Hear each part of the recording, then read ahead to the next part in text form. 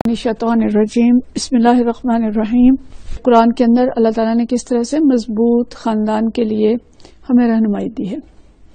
آج اس ضمن میں جو ہم پڑھیں گے، اللہ تعالیٰ نے جب روئے زمین پر پہلا انسان اور پہلا خاندان بھیجا، کیونکہ پہلا انسان اکیلا نہیں آیا تھا بلکہ وہ خاندان کی صورت میں آیا تھا۔ حضرت آدم علیہ السلام اور حضرت حوا دونوں دنیا کے اندر آئے تھے۔ تو پہلے انسان کو اللہ نے بغیر کسی گائیڈنس کے، بغیر کسی رہنمائی کے تو نہیں بھیجا ہوگا۔ قرآن پاک میں پورا قصہ اللہ نے 5 جگہوں پہ نقل کیا ہے کہ حضرت آدم کیسے بنایا تھا اور پھر شیطان کے ساتھ ان کا معرکہ کیا ہوا تھا، اور پھر جب وہ دنیا میں بھیجے گئے تھے تو اللہ نے انہیں کیا کہہ کے بھیجا تھا۔ سورۃ البقرہ، سورۃ الاعراف، بنی اسرائیل، الکہف اور طٰہٰ، یہ 5 صورتیں ہیں جہاں پہ ہمیں اس پورے واقعے کا تذکرہ ملتا ہے۔ سورۃ البقرہ کے بالکل پہلے ربع میں ہی اللہ تعالیٰ ابتدا میں اس کو بتاتا ہے اللہ تعالیٰ کہ تم بنے کیسے تھے اور تم دنیا میں کیسے آئے تھے۔ تو اللہ تعالیٰ فرماتے ہیں کہ جب اللہ نے فرشتوں سے کہا کہ میں زمین میں ایک خلیفہ بنانے والا ہوں، اور خلیفہ کیا ہوتا ہے کہ جو کسی ملک میں کسی حکمران کے تفویض کردہ اختیارات اس کے نائب کی حیثیت سے استعمال کرے، یعنی وہ مالک نہیں ہوتا بلکہ مالک کا نائب ہوتا ہے۔ تو اللہ تعالیٰ نے انسان کو اپنے نائب کی حیثیت سے بنایا۔ تو فرشتوں نے کہا کہ آپ زمین میں کسی ایسے کو مقرر کریں گے جو اس کے انتظام کو بگاڑ دے گا۔ تو اللہ نے فرمایا کہ جو کچھ میں جانتا ہوں تم نہیں جانتے۔ پھر اہم بات یہ آتی ہے کہ آدم علیہ السلام کو اللہ تعالیٰ نے ساری چیزوں کے نام سکھائے، پھر فرشتوں کے سامنے ان چیزوں کو پیش کیا اور فرمایا اب تم ان ساری چیزوں کے نام بتاؤ۔ فرشتوں نے کہا کہ نہیں، ہمیں تو ان کے نام نہیں آتے۔ تو پھر اللہ تعالیٰ نے آدم علیہ السلام سے کہا اور آدم علیہ السلام نے ان ساری چیزوں کے نام بتا دیے، اور پھر اللہ نے کہا کہ میں تم سے کہتا نہ تھا کہ زمین اور آسمان کی ساری حقیقتیں میں جانتا ہوں۔ پھر اللہ نے فرشتوں کو حکم دیا کہ سب آدم کے آگے جھک جاؤ، تو سب جھک گئے مگر ابلیس نے انکار کیا۔ واستکبر وکان من الکافرین، وہ اپنی بڑائی کے گھمنڈ میں پڑ گیا اور نافرمانوں میں شامل ہو گیا۔ تو فرشتوں نے سجدہ کیا، یعنی سارے فرشتے جو تھے کہ ان کے لیے یہ حکم تھا کہ یہ انسان دنیا میں جا رہا ہے اور یہ جو کچھ کرنا چاہے تم نے اس کی مدد کرنی ہے۔ اس کو مولانا مودودی رحمۃ اللہ علیہ جو لکھتے ہیں کہ اللہ تعالیٰ نے فرشتوں کو، کائنات کے اندر جو فرشتے جس ڈیوٹی پر مامور ہیں، انہیں حکم دیا کہ تم مسخر ہو جاؤ انسان کے لیے۔ انسان نیک کام کرنا چاہے، صحیح کام کرنا چاہے تم نے مدد کرنی ہے، غلط کرنا چاہے کچھ بھی ہو تم اس کو موقع دینا، کہ اس کو سب اختیارات ہم دے رہے ہیں، اس کا ٹیسٹ ہے۔ تو مطلب یہ ہے کہ انسان کے لیے ہر طرح سے چوائس ہوگی کہ وہ جو کرنا چاہے وہ کرے، اختیارات کا غلط استعمال کرے یا صحیح کرے، لیکن کل کو اس کو ہمارے پاس واپس آنا اور پھر ہم دیکھ لیں گے۔ پھر اللہ تعالیٰ نے آدم علیہ السلام سے کہا کہ آپ اور آپ کی بیوی دونوں جنت میں رہیں، جو چاہیں کھائیں، لیکن ہم سب کو معلوم ہے کہ ایک درخت کے بارے میں منع کر دیا کہ وہ اس کا پھل نہ کھائیں، لیکن وہ شیطان کی ترغیب میں آ گئے اور انہوں نے اس درخت کا پھل کھا لیا۔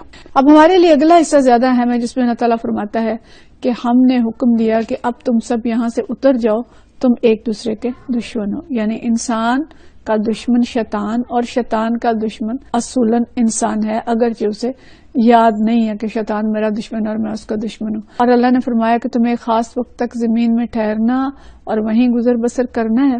پھر آدم علیہ السلام نے اپنے رب سے چند کلمات سیکھ کر توبہ کر لی، اللہ تعالیٰ نے ان کو معاف کر دیا کیونکہ بڑا غفور رحیم ہے۔ شیطان تو اکڑ گیا تھا نا، اب اصل میں تو بھیجا جانا زمین پہ تھا، یہ کوئی سزا کے طور پہ نہیں تھا بلکہ بنایا ہی اس لیے تھا، انی جاعل فی الارض خلیفہ، کہ تم سب یہاں سے اتر جاؤ، میں تمہارا مالک ہوں، خالق ہوں، رب ہوں، میری طرف سے جو ہدایت تمہیں پہنچے، جو کوئی اس ہدایت کی پیروی کرے گا اس کے لیے کسی خوف اور رنج کا موقع نہیں ہوگا۔ دنیا اس وقت بدامنی کا اور فساد کا شکار ہو چکی ہے، تو اللہ نے کہا تھا کہ اگر میری ہدایات پہ چلو گے تم دنیا میں امن، چین اور سکون کے ساتھ رہو گے۔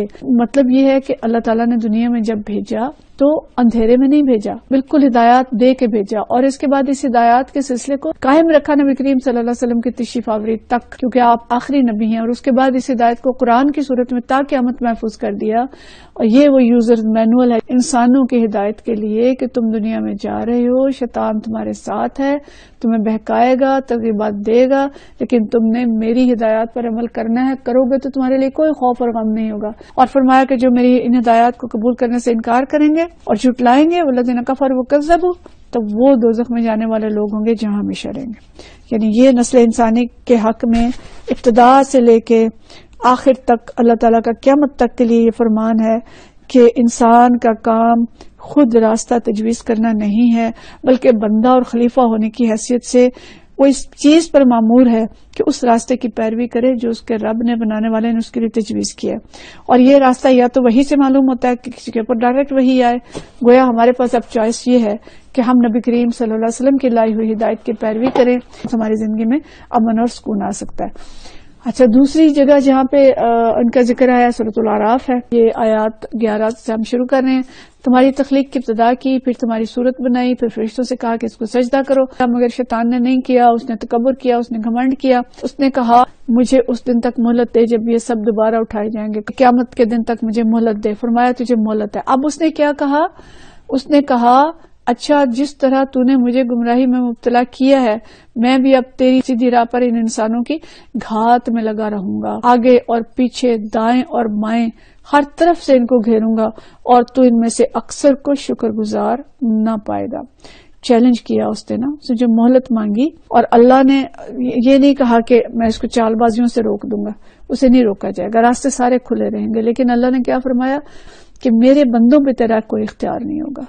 ہم اس بات کو سمجھیں کہ شیطان کس کس طرح سے بہکاتا ہے، ہماری کمزوریاں کیا ہیں، ہمارے لہو میں کس طرح سے گردش کرتا ہے. اور پھر اللہ نے آدم علیہ السلام کو اور ان کی بیوی کو فرمایا کہ دونوں اس جنت میں رہو، جہاں سے چاہو کھاؤ، مگر اس درخت کے پاس نہ پھٹکنا ورنہ ظالموں میں سے ہو جاؤ گے. پھر اللہ فرماتا ہے کہ فوسوس لہم الشیطان، شیطان نے ان کو بہکایا تو اس سے ان کے ستر کھل گئے. اور اس طرح دھوکہ دے کے وہ رفتہ رفتہ دونوں کو اپنے ٹھپ پہ لے آیا. پھر اللہ تعالیٰ نے جب انہیں پکارا کہ میں نے تمہیں منع نہیں کیا تھا، تو دونوں بول اٹھے کہ اللہ ہم نے اپنے اوپر ستم کیا، ہمیں معاف کر دے. اگر تو نے ہمیں معاف نہ کیا تو ہم یقیناً تباہ ہو جائیں گے، خسارہ پانے والے میں ہو جائیں گے.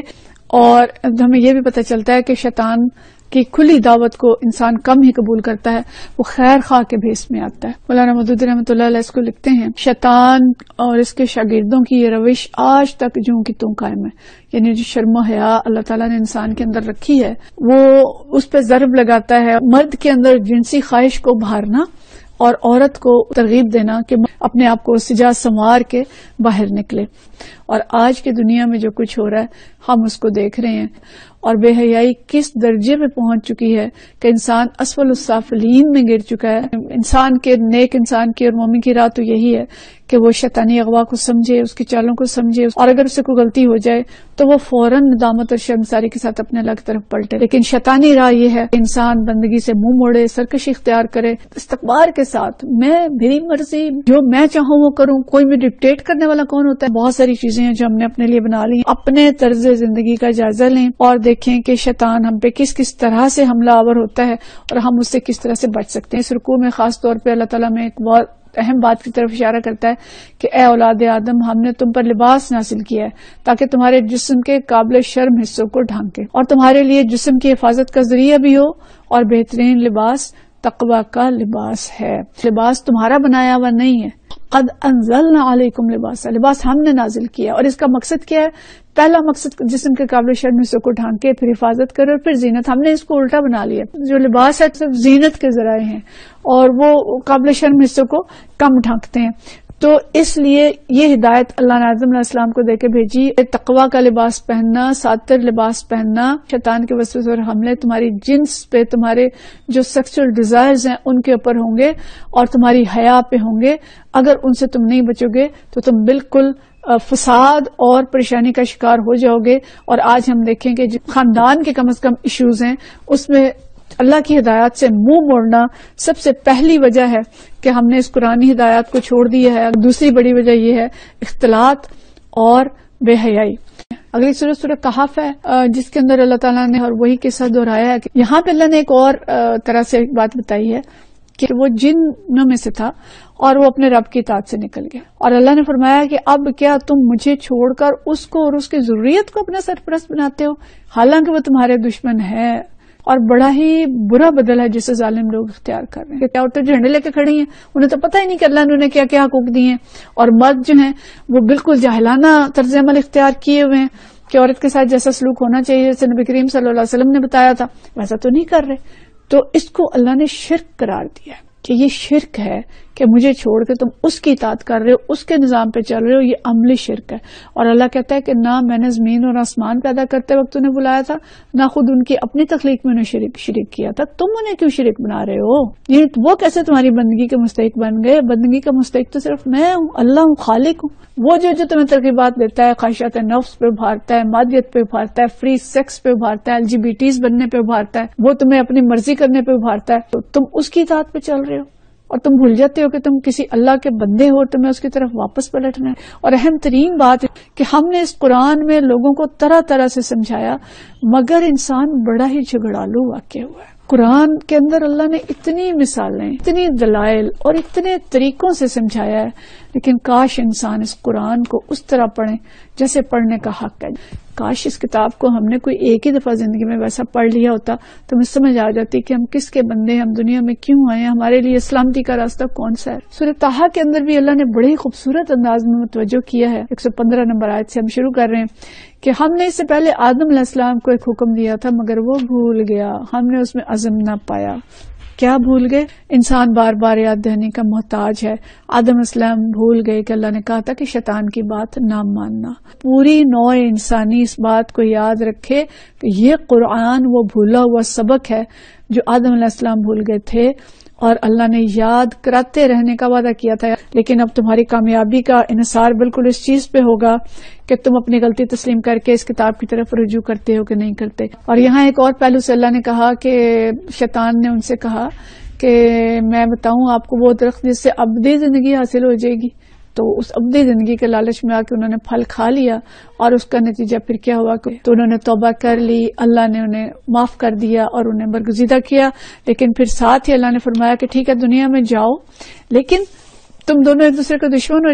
اہم ترین اس رکوع کی آیت ہے وَمَنْ أَعْرَضَ عَنْ ذِكْرِي، جو میرے ذکر سے منہ موڑے گا کہ اس کے لیے دنیا کی زندگی تنگ ہوگی اور قیامت کے روز ہم اسے اندھا اٹھائیں گے۔ یہ یاد دہانی، یہ قرآن جہاں بھی اللہ نے آدم علیہ السلام کو بھیجا ہے اس قرآن کا ذکر کیا ہے کہ میں تمہیں کتاب دے رہا ہوں، تمہیں ذکر بھیج رہا ہوں، اگر مان جاؤ گے تو دنیا میں تمہاری زندگی بہت خوبصورت ہوگی، نہ مانو گے تو دنیا کی زندگی تنگ ہوگی۔ اللہ کے ذکر میں ہی اطمینان ہے۔ دنیا کا سب سے ترقی یافتہ ملک اس وقت جاپان ہے، جہاں کے لوگ اتنے بفراغت کھاتے اور پیتے ہیں، اتنی ڈسپلنڈ لائف ہے کہ حیرت ہوتی ہے دیکھ کے کہ یہ لوگ بغیر قرآنی ہدایات کے اتنی ڈسپلنڈ لائف گزار رہے ہیں، لیکن وہاں پہ خودکشی کی شرح سب سے زیادہ ہے کہ وہ سکون ان کی زندگی میں نہیں ہے جو اللہ نے یہاں فرما دیا تھا کہ جو میرے ذکر سے منہ موڑے گا اس کی زندگی تنگ ہوگی اور روز محشر وہ اندھا اٹھایا جائے گا کہ تم نے دنیا کے اندر میرے ذکر سے منہ موڑا اور یہاں سے اس کی طرف سے اندھے بن گئے تھے، اسی طرح آج تو بھی بھلایا جا رہا ہے۔ اور اگر ہم اصول اس میں نکالیں تو 3-4 اصول ہمارے لیے بنتے ہیں، وہ ہم پڑھ کے اپنی بات کو ختم کرتے ہیں۔ پہلی بات یہ مجھے چل رہی ہے کہ اللہ نے مکمل ہدایات کے ساتھ انسان کو دنیا میں بھیجا اور انسان کو خاندان کی صورت میں بھیجا، اور پہلا انسان نبی بنا کے بھیجا، عام انسان نہیں بھیجا۔ دوسری اہم ترین بات ہمیں پتہ چلتی ہے کہ انسان اور شیطان کا معرکہ ازل سے ہے، جب سے انسان بنا ہے تب سے ہے اور ابد تک رہے گا۔ ٹیسٹ یہ ہے کہ اللہ کی ہدایات پر انسان چلتا ہے یا شیطان کی اکساہٹوں کا شکار ہوتا ہے۔